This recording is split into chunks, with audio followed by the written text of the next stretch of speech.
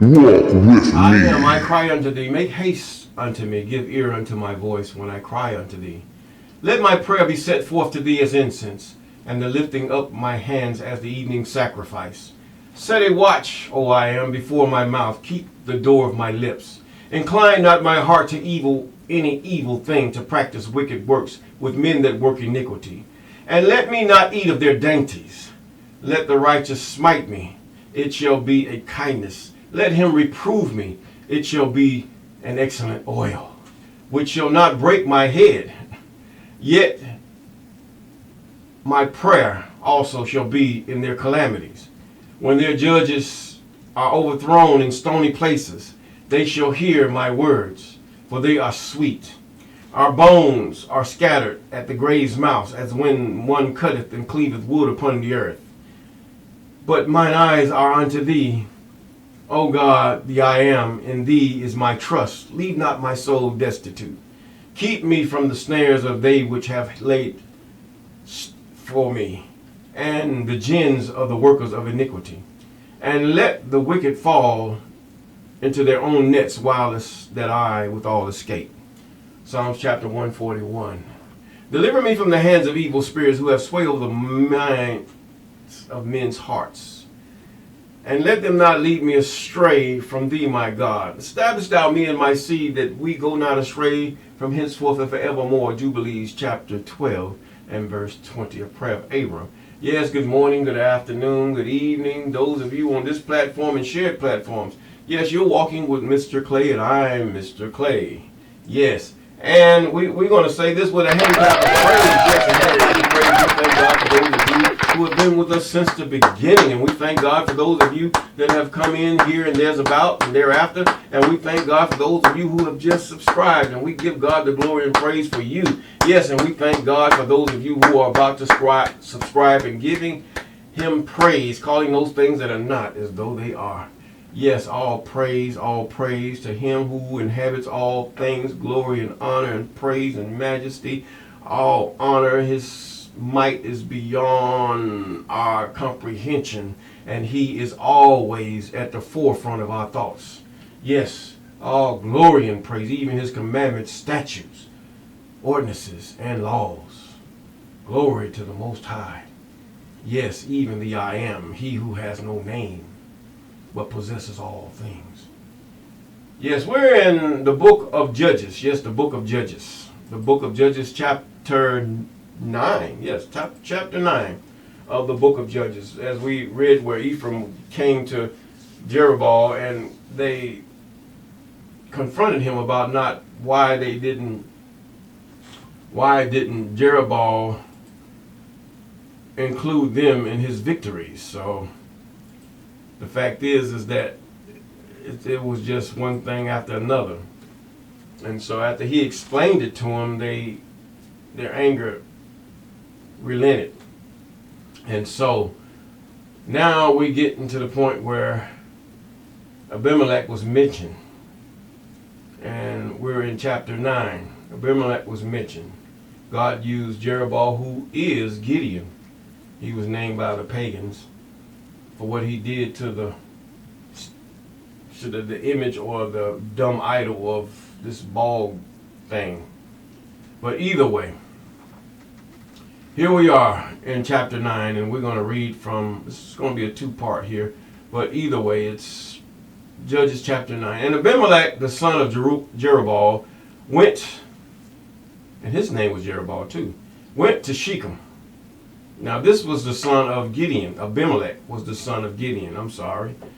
Abimelech, the son of Jerubbaal, the son of Gideon, went to Shechem unto his mother's brethren, and communed with them, and with all the family of the house of his mother's father, saying, I speak, I pray you, in the ears of all men of Shechem, whether it's better for you either at the sons of Jerubbaal, where are 70 persons, that is 60, 70 persons, reign over you, or that one reign over you. Remember that I am your bone and your flesh.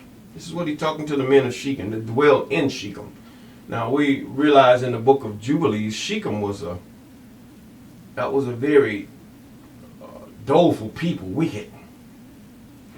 and that he tried to take the wife of Isaac also. I mean, until he was warned by God. It's named after a man, really the son of a king, and the town was named Shechem after him. Now, see, this is another reason why the book of Jasher is a valid book, and those other books are valid, because the things are repeated in these books which came thereafter. Although they were written or transcribed, or should I say translated, later on into what we got here, eloquent English speech. If you read these books of itself, you will not even understand them unless you understood the language, period. So this is what we have to glean on. Now, in the ears of all men Shechem, we're in verse 2, whether it is better for you either that all the sons of Jerubbaal, which are 70 or 70 persons, reign over you, and that one reign over you. Remember also that I am bone and your flesh. And his mother's brother spake unto him in the ears of all the men of Shechem all these words, and their hearts inclined to follow Abimelech, for they said, he is our brother. Yes, and they gave him 70 pieces of silver, 70 pieces of silver out of the house of Baal Berith. In other words, Berith. Something Berith. I don't know what that word means in the Hebrew. Wherewith Abimelech hired vain and like persons which followed him. In other words, useless. In other words, on the surface men. They were really wasn't educated. Vain and like men, okay? They wasn't educated. And he says now, they followed him. This is Abimelech, the son of Gideon, okay? Now, and they gave him, in verse 5, and he went unto his father's house at Ophrah, and slew his brethren, the sons of Jerubbaal, being 70 persons, 70 people, upon one stone. Notwithstanding, yet Jotham, the youngest son of Jerubbaal, was left. The youngest son of Gideon was left, for he hid himself. And all the men of Shechem gathered together, all the house of Milo, and went and made Abimelech king, and by the plain of the pillar, which was in Shechem. And when they told it to Jotham, he went and stood on the top of Mount Gerizim, and lifted up his voice, and cried, and said unto them, Hearken unto me, ye men of Shechem, that God may hearken unto you. The trees went forth on a time to anoint king over them, and they said unto the olive tree, Reign over us.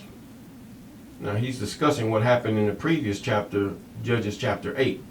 But the olive tree says in verse 9, Unto them should I leave my fatness, wherewith by me they honor God and man, and to be promoted over the trees.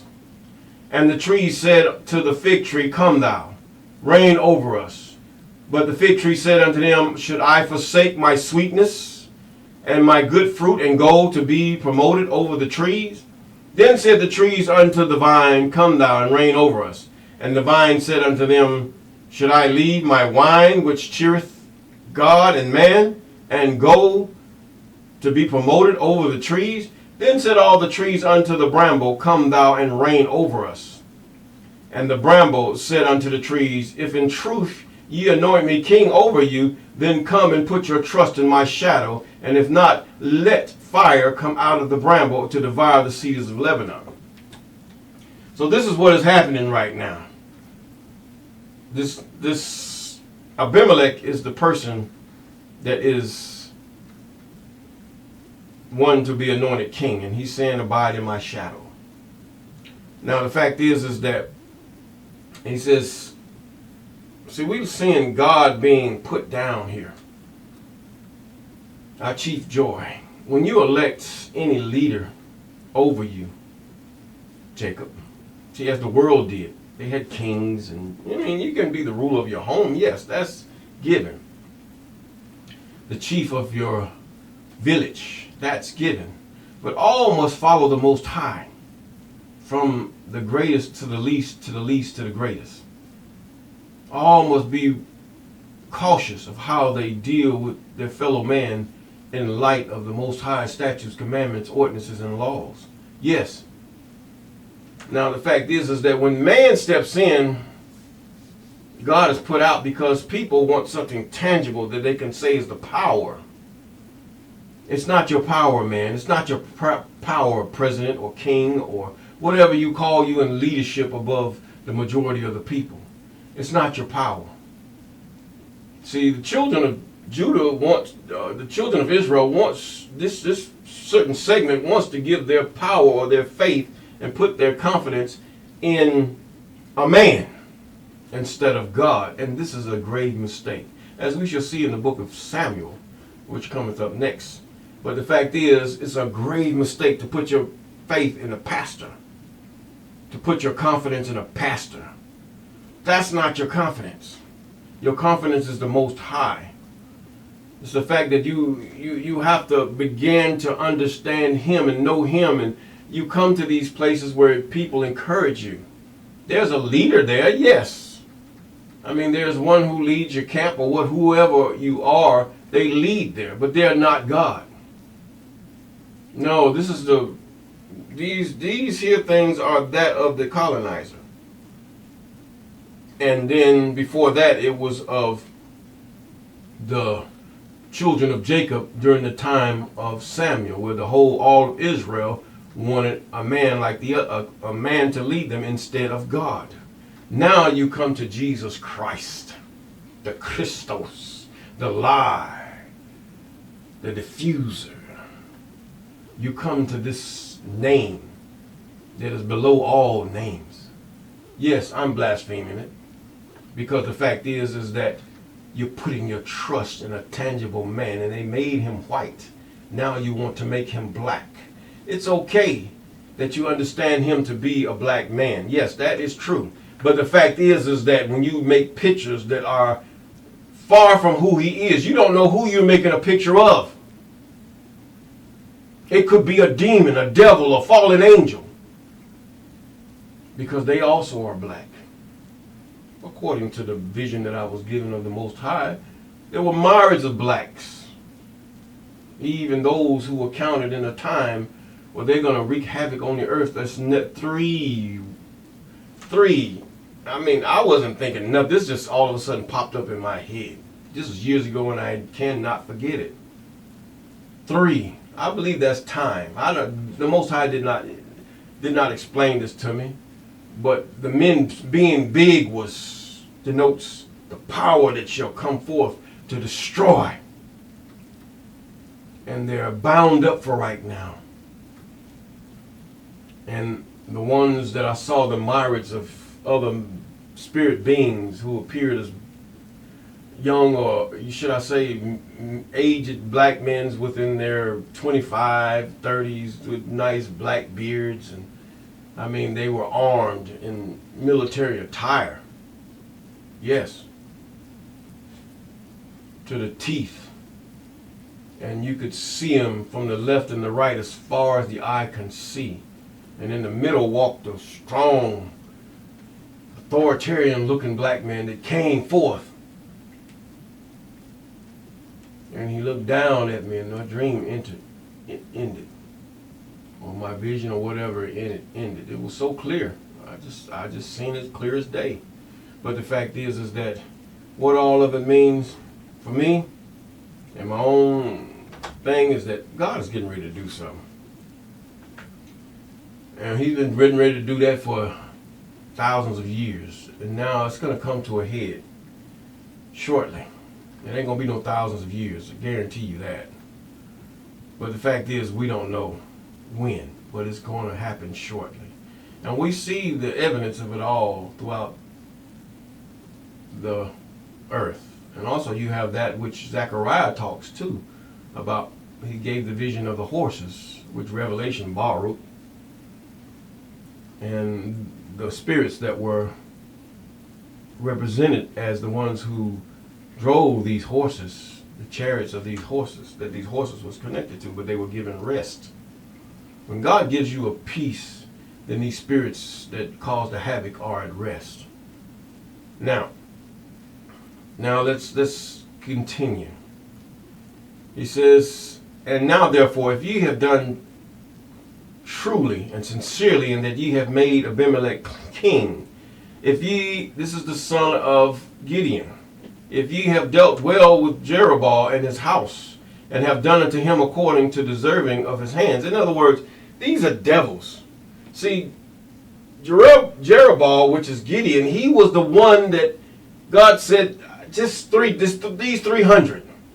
We're going to take them and we're going to defeat these tens of thousands of men, which God confused them and they went against each other, according to verse 8 and 7, yes.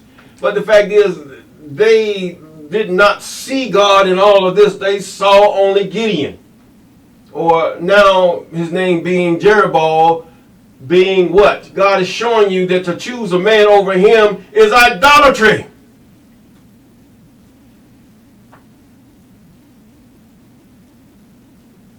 Anything tangible is idolatry.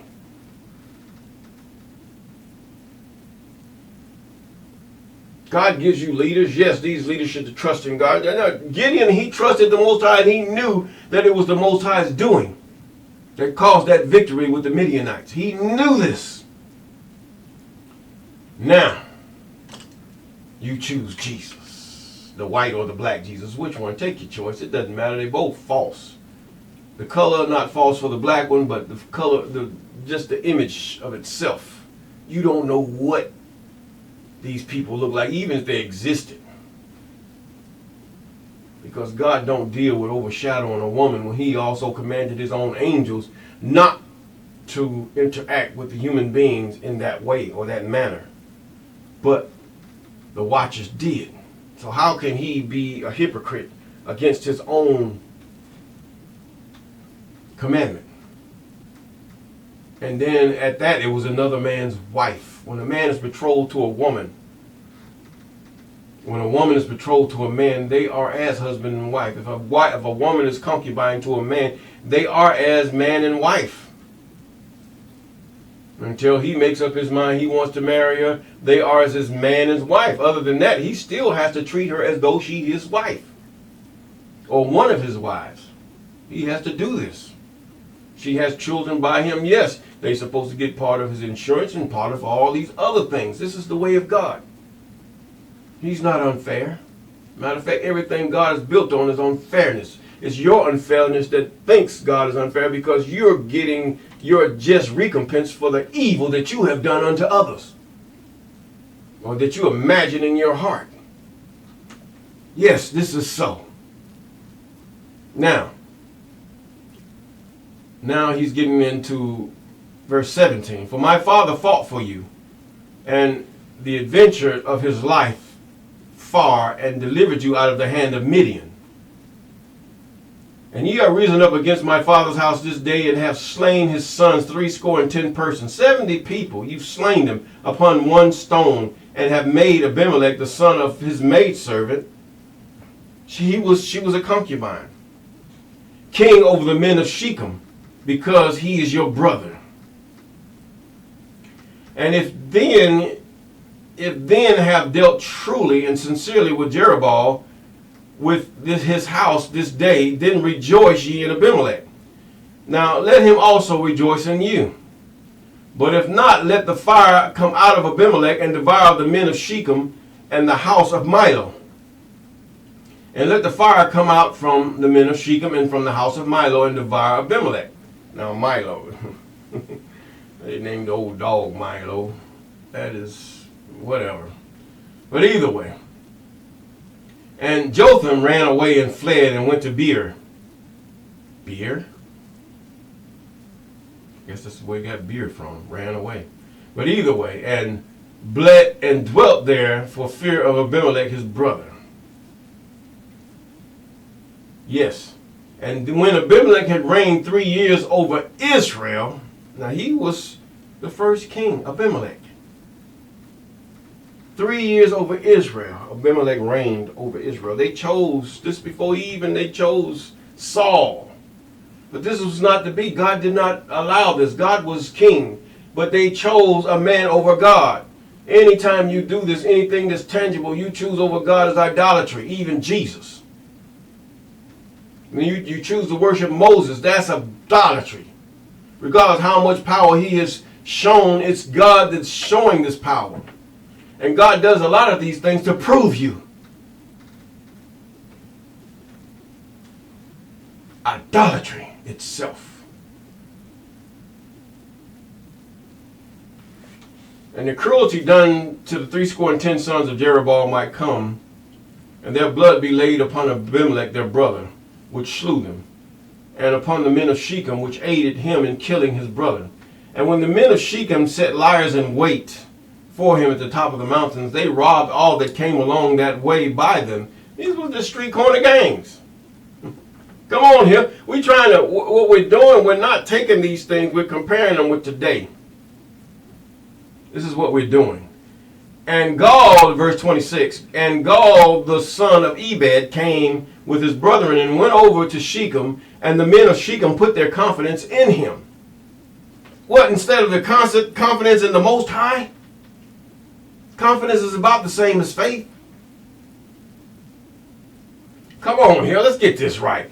And then they went into the fields and gathered them their vineyards and trod upon the grapes and made merry. In other words, this had to be of time lapse, because you can't just try, you don't have grape juice and then you're going to make merry. I mean, it's got to ferment. This is a course of time. And then over a course of time, after it fermented and everything, it don't take long. They went into the house of their God and did eat and drink and cursed Abimelech. And Gaal the son of Ebed said unto Abimelech, and who is Shechem, that we should serve him? Is not he the son of Jerubbaal? Now he's named after a Canaanite, Shechem.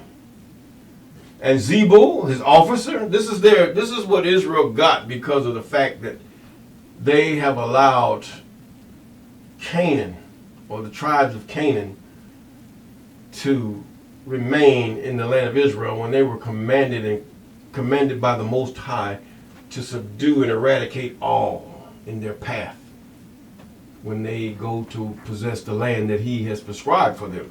Yes. Now, he says, now, for why should we serve him? In verse 29, and would to God this people were under my hand, then would I remove Abimelech. And he said unto Abimelech, increase thine army and come out. And when Zebul, the ruler of the city, heard the words of Gaal, the son of Ebed, his anger was kindled. In other words, he was mad. And he sent messengers to Abimelech privily, in private, saying, behold, Gaal, the son of Ebed, and his son be come to Shechem, and behold, they fortify the city against thee. Now therefore up by night, and the people with thee, and lie in wait in the field. And it came to pass in the morning, as soon as the sun is up, thou shalt rise early and set upon the city, and behold, when he and the people that is with him come out against thee, then mayest thou do to them as thou find occasion. In other words, at your convenience, go ahead and just take them out. Just take them out. And Abimelech rose up, and all the people that were with him by night, and they laid wait against Shechem in 4 companies.